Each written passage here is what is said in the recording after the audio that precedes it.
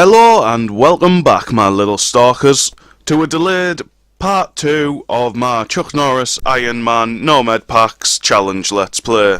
And if you could think of a snappier title than that for this, then please let me know in the comment section, because I'm sure as hell struggling on that front. So why is this delayed? Well, it's delayed partly because I'm a dirty procrastinator, but not only that, I actually got a job. Fucking sweet. I've been jobless since April, so that's like a good 4 or 5 months of being jobless. It was getting to the point where I was failing to tread water above the deadline. My parents' patience was wearing thin. I was sick of being broke myself. So yeah, absolutely buzzing about that. Looks like I'm going to be a chef of all things. And those who know me know that's quite ironic considering I'm such a fussy eater. But hey ho, time to learn how to cook a steak. So those of you who are returning to this will know what the title is all about, but for those of you who are just tuning in, the Chuck Norris part basically means that I will be beating the living crap out of the Necromorphs, or rather the undead crap out of the Necromorphs, just like Chuck Norris would if he was Isaac Clarke, and also dropping Chuck Norris facts and jokes wherever I think I can get away with it. For example, Chuck Norris was going to inhale, but the smoke said, "Fuck that!" Can't really blame it. And the Iron Man, you all will probably be familiar with that concept for playing a game, as in you only get one life to do it all in and no saves, although I will save at the end of each mission because I only have a small hard drive, I can't do this in one recording. And the No Medpacks part is basically a case of you can pick medkits up, but you cannot use them to heal, you can only sell them, and that's a lot of maggots dripping out of that guy's body. Although you can kind of tell where they're appearing and falling, it's not the best animation, but hey ho. So yeah, you cannot use medpacks to heal yourself, however, you are allowed to use, and now we got a floating dead body. This is suddenly taking on a ghostly turn. You can only use the health upgrades that are available at the bench to heal yourself, which means not only do you have to complete the entire game on 1 life, you can also only heal yourself 4 times during the course of the game. So you're going to have to be damn strategic with things. Anything else I need to point out? Of course, the fact that this isn't live commentary like it was meant to be. Because unfortunately I made a noob move, and this may be something for y'all to bear in mind if you ever do some YouTube stuff. Basically FRAPs, which I use to record, does not dynamically recognise audio inputs, which means when I booted this game up, and then I booted FRAPs up, and then I get interrupted by the computer, damn obnoxious thing, that I plugged in my audio recording equipment after I'd started FRAPs up. So FRAPs started up thinking there was no audio equipment plugged in, and that's how it stayed. So there was me doing a live commentary, thinking I was doing really well. I was quite happy with how it was turning out. I even had my mum turn up at one point to ask what the hell I was talking about.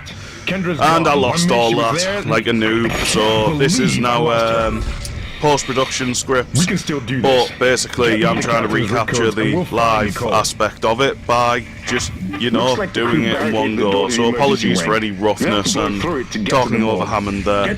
All he's doing is pointing out that we need to get some thermite and a shock pad to detonate the thermite to blow up a barrier that was put up over the medical bay. Although you'd think humans would have by now figured out that barricading doors is not going to help, because generally aliens don't bother to use doors, they generally always use vents. If these people never watched a bloody horror movie?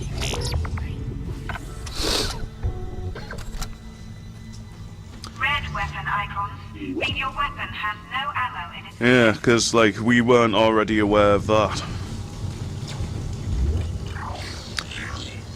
So yeah, I'm going this way. The game does say to go the that way first, but I say screw that because I've got a load of power nodes to use at the bench, and there's a bench around the corner, so we're going this way first. Screw what the computer says. Ooh, bit grisly. And I tell you what, if Chuck Norris was a cannibal, this is what you'd look like after a 1.5 second encounter with a guy.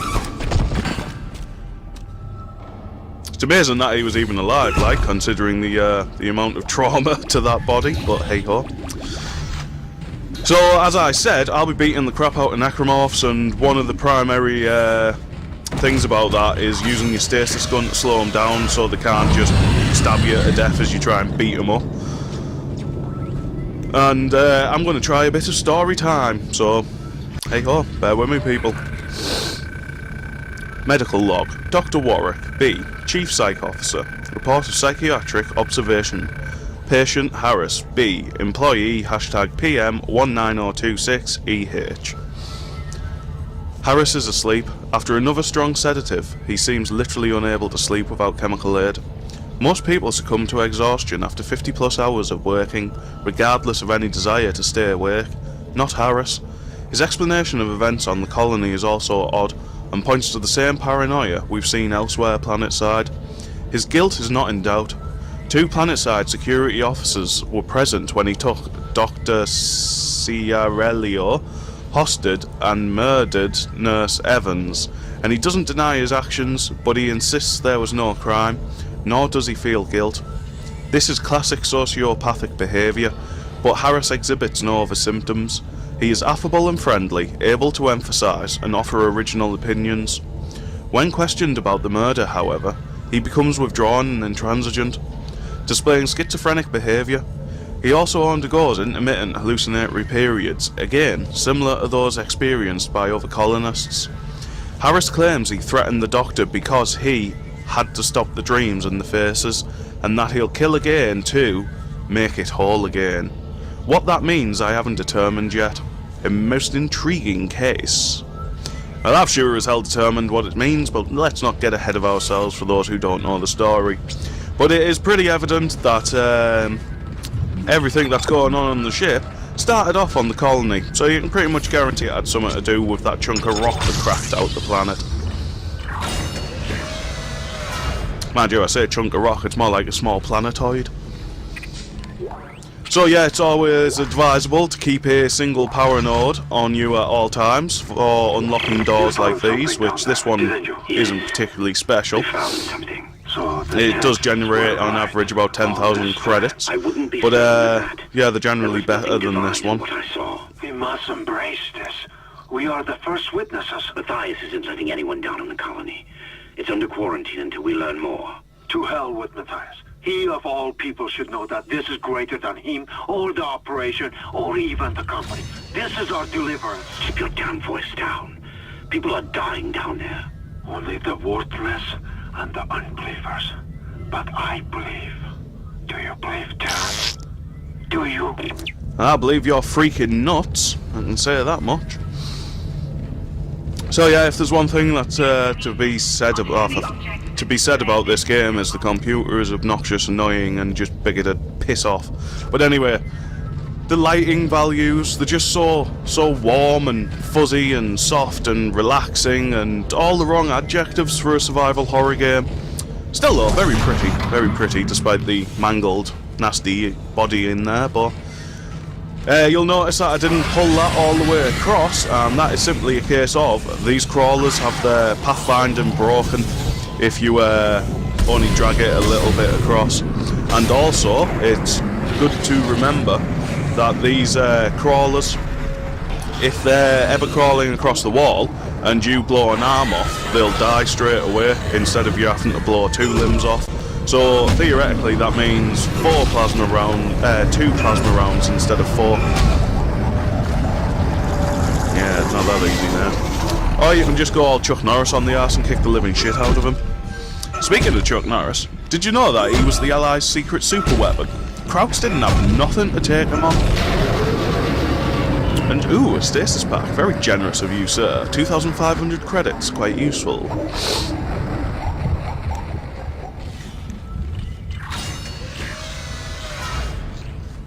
Oh, that's a nasty cough he's got. Tell you what, I know the best cure to that. There you go, he ain't coughing no more, is he? A boogie woogie woo. I'm going to beat you up. Speaking of such things, did you know that Chuck Norris is so hard he can slam a revolving door? That's one of my favourites, and one I came up with. Chuck Norris gives Freddy Krueger nightmares. You fucking bet is that? You fucking bet he does. So there's another one down, in a very therapeutic fashion, I have to add. Definitely recommend beating up Necromorphs. There's something quite amusing about it. Especially when they go ragdoll crazy across the room. Now, for those of you who don't know, your plasma, well, any gun on this game, when you increase its capacity, it also refills your ammo. So, if you want to get maximum bang for your buck, then you only want to upgrade the capacity of your weapons when they're either empty or very low on ammo. And I'm forgetting the golden rule of this playthrough, which is always fill up your stasis module. Although, if memory serves, of this playthrough, I'm about to forget that I wanted to go to the store to drop off a bunch of crap that I don't have any need of. Because the only thing I want to be carrying around is ammo. Everything else is superfluous. Basically a very posh way of saying unnecessary. You could kind of say that superfluous is an unnecessary way of saying unnecessary.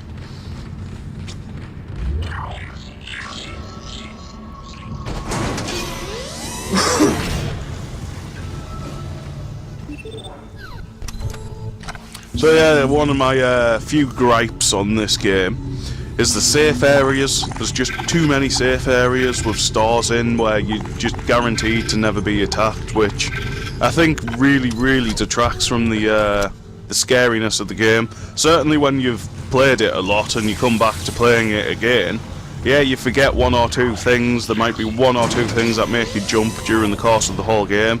But if you had random encounters, and you knew there was that random chance that you go to a store and one of them just quietly slips out of a vent instead of doing the usual smash and roar and please look at me now, I think that'd be a lot better.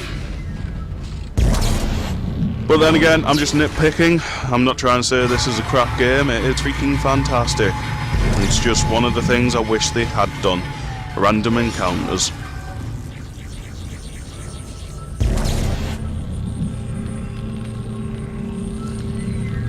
Do ourselves a little bit of basic platforming, and again, if memory serves, I'm about to make a mistake here, thinking I could beat this up while it was on the wall, which I thought would produce some pretty funny ragdoll physics, but I cannot risk taking a knife to the back, or rather, sharp thing. I'd quite like to know what they are, what they're made out of, these blades, so they're like just bone blades, I'm guessing. Because it would be damn weird if they somehow managed to grow metal arms out of human bodies. Speaking of such things though, Chuck Norris doesn't even need a full metal jacket. You know he just deflects those bullets as is. And Chuck Norris gives smoke cancer. That's how that shit works.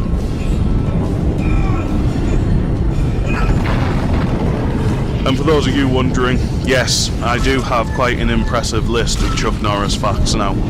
It's getting on to about 10 pages, A4 pages worth of Chuck Norris facts. And I think my personal favourite, which I used in part 1, but hey ho, I'll use it again. Chuck Norris doesn't have a beard. Chuck Norris's beard has a face. It is the source of all his power, that beard. And it's also what powers the plasma cutter, coincidentally. And naturally I just made that one up, but you know, it's believable. We can all believe that Chuck Norris beard shavings powers this thing. And I've always loved how you enter a vacuum and a timer starts, so what's the first thing that happens? The computer stops you in your tracks to read something highly obvious. But again, I'm just nitpicking. However, that being said, credit to the developers here. This is definitely my favourite room aboard the Ishimura. It's just so beautiful, very muted colour palette, but it works. It's just so deliciously beautiful, especially with that little bit of zero-G water drifting on by. And I love the sound effects in Vacuum. Just the steady thump of Isaac's boots on the ground and his increasingly strained breathing as you go along. Because after all, no one can hear you scream in space. Unless you're screaming down an intercom, of course.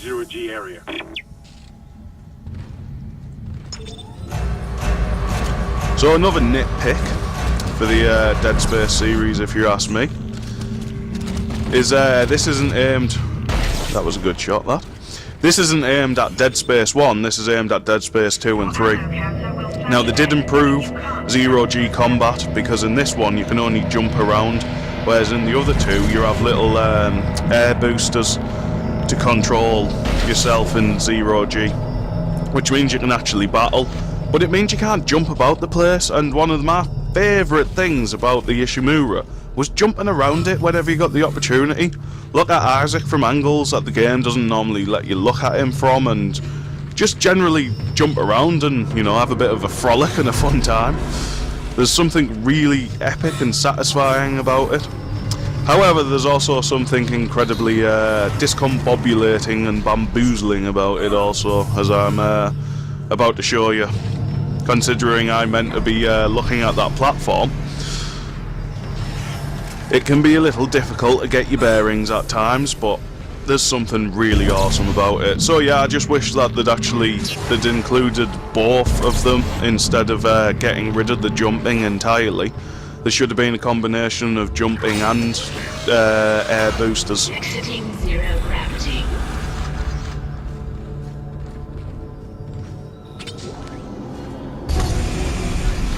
Oh, we got what we came for. You got a shock pad. Combine that with the thermite. I feel like I'm gonna barricade and sneeze. destroy it. Shit. I can hear more coming. Stay safe. Oh, excuse me. And isn't it typical? They can bloody hear them, yet I'm the one who can see them. Ain't that always the same, eh? This isn't, though. Time to stamp the crap out of him. Time to look up a suitable Chuck Norris fact, and I believe I found one here. All major diseases are scared of catching Chuck Norris. That was one of my mates came up with. I quite like that one.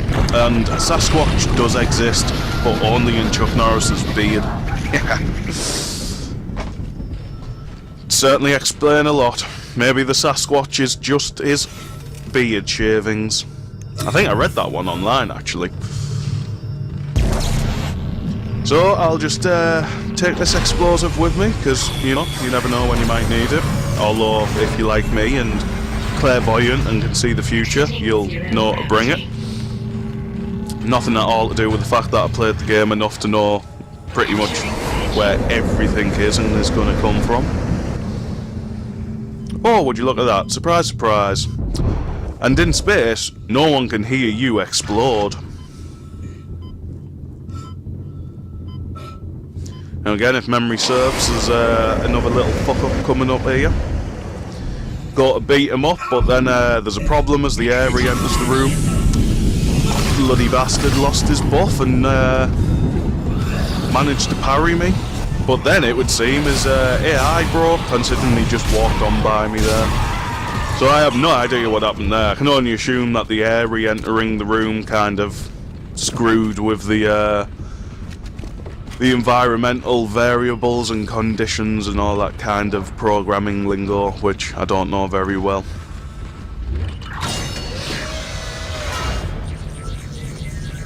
Refill our stasis module once more. Ready for more ass kicking.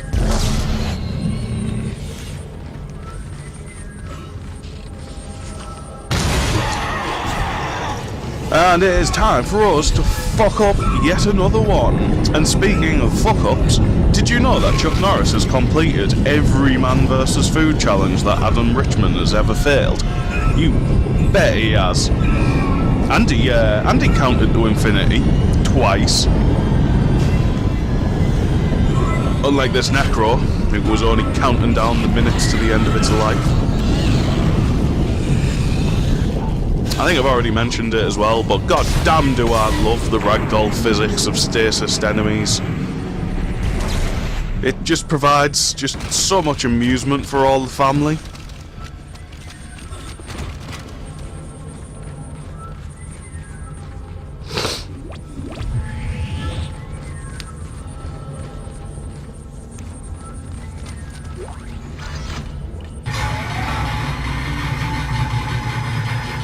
I forgot to mention as well, you may have noticed earlier on that I bought the line gun, but I haven't even bothered to use it yet.